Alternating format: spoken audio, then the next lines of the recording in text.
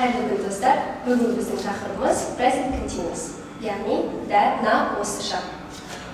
Present continuous қандай кезде бізде қолданылады? Present continuous ағылшын тілінде бізде екі түрде қолданылады. Біреуісі, енді біздер сіздермен өтетініміз дәл қазір жалғасып келе жатқан іс-әрекет. Немесе екінші нұсқасы ол біздер сіздермен болашақта өтеміз.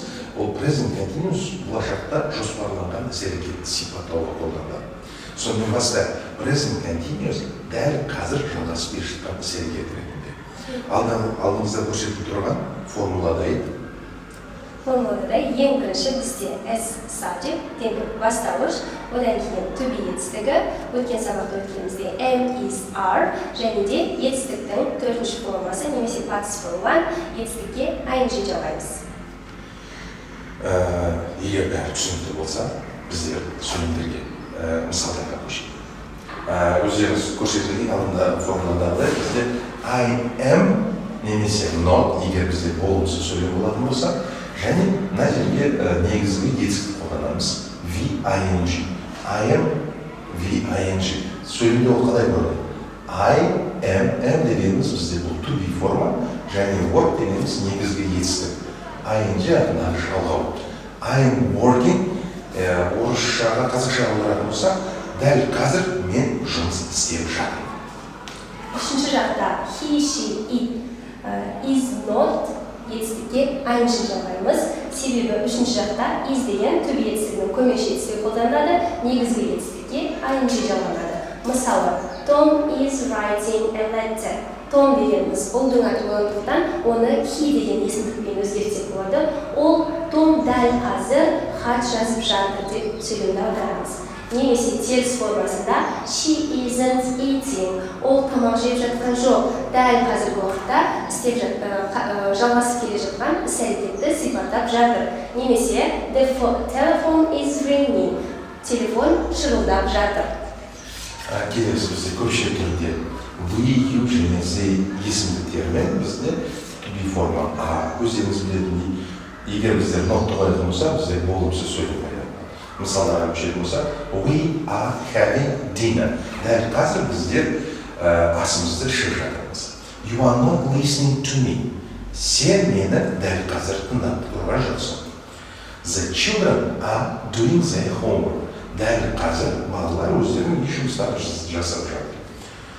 Келесі тақырыпқа көшейік. Келесі сөйлемдерге көшетін болсақ, біз енді теріс сөйлемдер мен дұрыс сөйлемдерді сипаттадық, ал енді сұраулы сөйлемдерге көшетін болайық. Are you feeling okay? Yes, I'm feeling fine. To be етістігі, көмекші етістік бірінші орынға түседі де, зат есім екінші орынға ауысады. Сонда мына жақтағы сөйлем ары қарай негізгі етістік орында қала береді. Are you feeling okay? Дұрыс сөйлемнің жауабы yes, I'm feeling fine. Иә, менің қалым жақсы қазір. Анар айтып кеткендей, бізде сұраулы сөйлемде қосымша етістік сөйлемнің алдыңғы жағына ауысып кетеді. Is it raining? Қазір жаңбыр жауып жатыр ма? Yes, take an umbrella. Я өзіммен бірге қол шатыр аласам.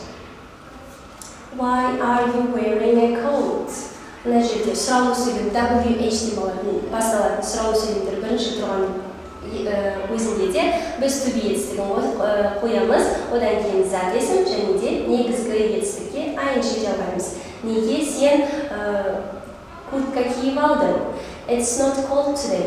Бүгін күн суық емес. Анар айтып кеткендей, бізде ағылшын тілінде WH-тан басталатын нақты сұрақ қоямын деген кезде қолданылатын сөздер бар. Why, what дегендеріміз. Сонымен, what's Roy doing? Мына жерде бізде what's дегенде is апостроф арқылы қысқартылған.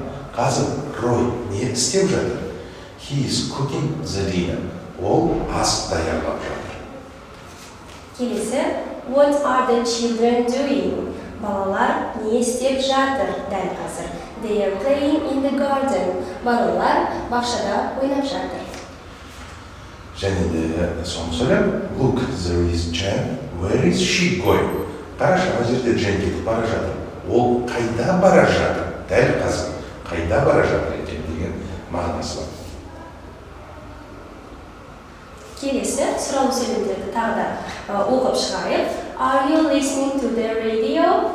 Yes, I am. Сен музыка тыңдап жатырсың ба радиодан? Иә, мен тыңдап жатырмын деген жауабы бар. Немесе бұл жерде бізде қысқартылған жауаптарға мен ана ханымға сұрақ қояйын. Is Tom working today? Yes, he is. Бүгін Том жұмыс істеп жатыр ма? Я ол жұмыс істеп жатыр деген сөйлемнің өзі қысқартылып, қысқа есімдікпен to be формаға айналып келеді. Келесі. Is it raining? No, it isn't. Немесе no, it isn't raining деп толық жауап берсеңіздер де болады. Are your friends staying at hotel? No, they aren't. Сонымен бүгінгі біздің тақырыбымыз сіздерге түсінікті деген ойдамыз. Сілтеме бойынша өтіп, жұмыстарды орындауға ұмытпаңыздар. Рахмет, сау болыңыздар. Сау болыңыздар.